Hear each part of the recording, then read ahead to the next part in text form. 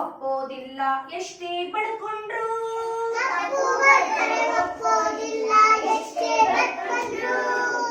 Pencil ಅಣ್ಣನ ಎರಡನೇ ಗೆಳೆಯ ಹೆರೆಯೋ ಮೆಂಡರು.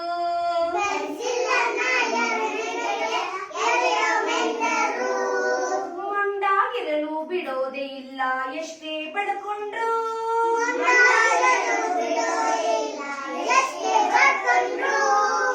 ಪೆನ್ಸಿಲ್ ಅಣ್ಣ ಎಲ್ಲರ ನೆಚ್ಚಿನ ದೊಡ್ಡಣ್ಣ.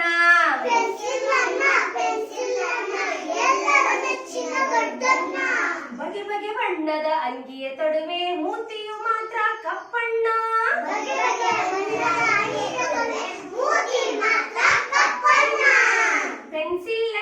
ಪೆನ್ಸಿಲ್ ಅಣ್ಣ ಮಕ್ಕಳ ತಾಳಕ್ಕೆ ಕುಣಿಯುವೆ.